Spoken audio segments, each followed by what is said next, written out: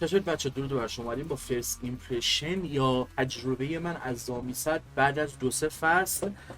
اینا همون ویدئویی که گفتم عقب افتاده زمستون تجربه کردم، الان دارم راجبشون صحبت میکنم.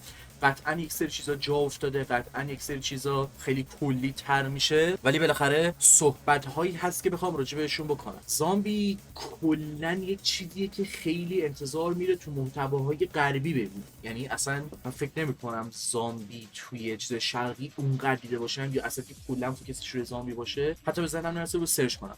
اینو اصلا ریسرچ نکردم، نمیدونم. تاریخچه ی زامبی هم حتی اگه اشتباه نکنم برمیگرده به آفریقا و هایتی ها. اصلا ریسرچ نکردم سر قضیه، مطمئن نیستم. تاش اینه که معمولا تو مدیوم های غربی همچین چیزی رو میبینیم. برای همین به محض اینکه زامبی صد تریلرش اومد اینطوری بودم که اوکی I'm interested. زامبی انیمه ببینیم چی ازش در میاد. انیمه رو من ندیدم، یعنی در نهایت اومد ندیدم. خوشحالم هستم که ندیدم به خاطر پروداکشن عجیب و غریبی داشت و اینکه به هایتس خورد و فکر کنم 9 ماه مثلا طول کشید 2-3 اپیزود آخر بگیره. اثریه که شرط میبندم، یعنی بذارید همین الان سرچ کنم یه لحظه. یعنی شما به محض اینکه سرچ کنید The Rise and the Fall of زامصد براتون میاره ویدیو و یه دونم نمیاره، ماشاءالله چند تا میاره. یه اثری که بشه استادیش کرد به شکل‌های مختلفی که آقا چی شد اینطوری شد. جدای از بخش پروداکشن خود اصلا اونو ولش کن. اصلا ما میگیم هایتیس نخورده،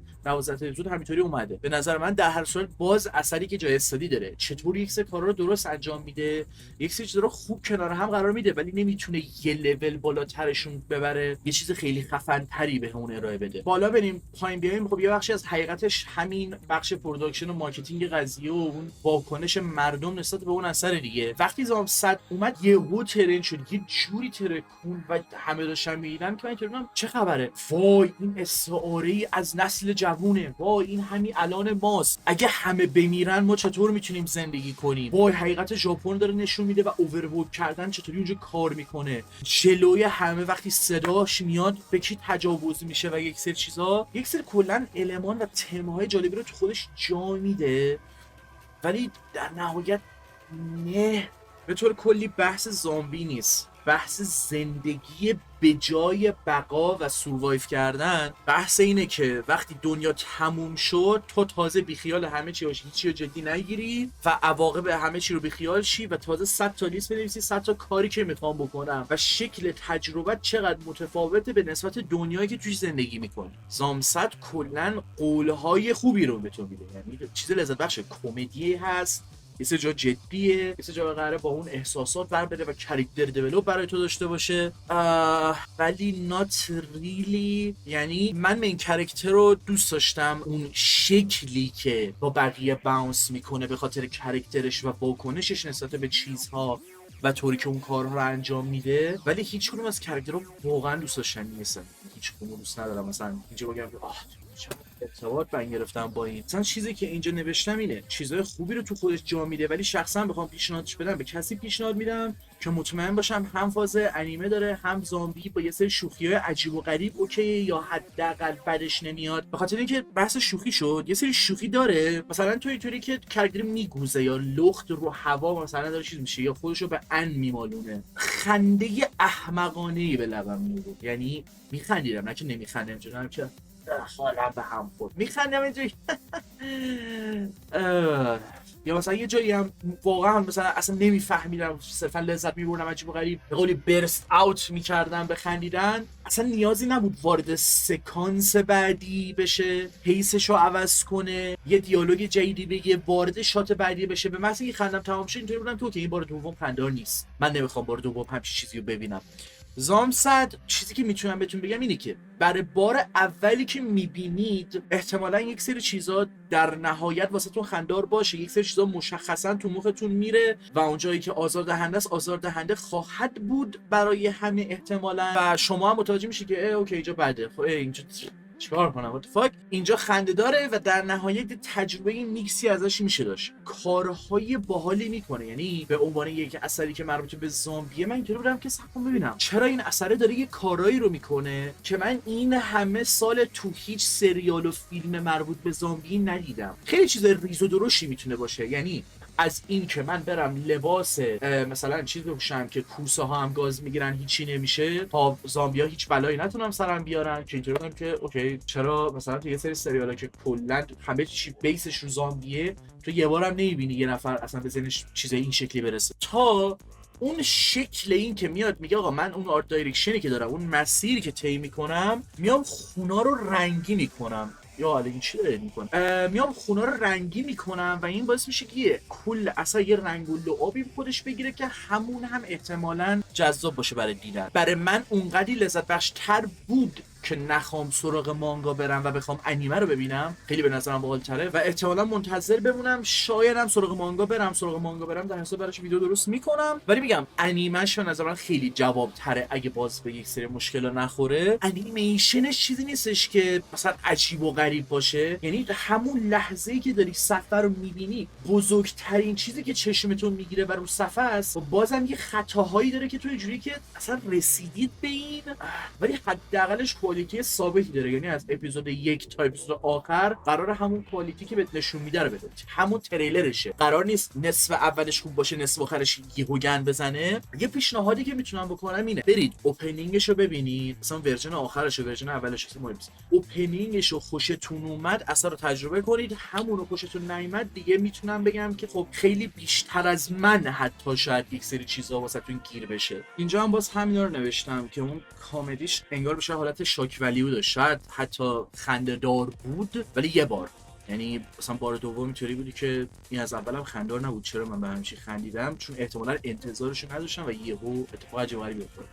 حداقل چون کلا این فاز رو داره، صرفا یکی دو تا جوک اینطوری نداره دیگه، بحثی میشه که کی از اون کمدیه یا اکثر چیزهای دیگه و کل اون فرمولی که داره خسته بشید و اینطوری باشید که نوپ. راجب اون رنگا و اون استایل و چاشنی خوبی که بهش داده نوشتم، اوپنینگ رو نوشتم و ترجیح میدم که بهش اشاره کنم، به خاطر اینکه کلا من آدم اوپنینگ و اندینگ نیستم، اکثر موقع اسکیپ میکنم، مگه اینکه خیلی خوب باشه که بخوام هر اپیزود ببینم میشینم جداگونه اوپنینگ اندینگ ببینم، ولی اون اثر باید چیز عجیب و غریبی باشه یا اون اوپنینگ حالا اونقدی حال بده یا اوکی باشه که بشینم ببینم. با اوپنینگ زام 100 مثلا شاید یه اپیزود دو تا اپیزود در میون اسکیپ میکردم. چیزای ریز خیلی بیشتر نوشته بودم اون موقع، از حرکت دوربین تا لحظه‌ای که مثلا توی خود انیمه یه لحظه اخبار داره راجع به شرکت‌های سوء استفاده‌گر صحبت میکنه، بعد مین کاراکتر ما اینو میبینه میگه چقدر وضعشون بده و حتی خودش متوجه نمیشه تو همچین شرایطی قرار گرفته. در اصل راجع به اون چیزهای ریز و درشتی که این ور به شکل‌های مختلف اشاره میکنه بیشتر صحبت کرده بودم و خودم بیشتر روش سوار شده بودم. الان بیشتر ترجیح میدم که خودتون برید سراغ اثر و اگه مثلا جایی خواستم راجع به اون موضوع ها صحبت کنم از این اثر کمک بگیرم، نه اینکه اثر انقدر عمق داره که با کمک اثر راجع به اون موضوع صحبت کنم. یه چیز دیگه که نوشتم یادم نره اشاره کنم اینه که مشخصا این ویدئویی که از زمستون مونده و اینطوری بودم که من برای بعضیشون خیلی کم نوشتم، برای بعضیشون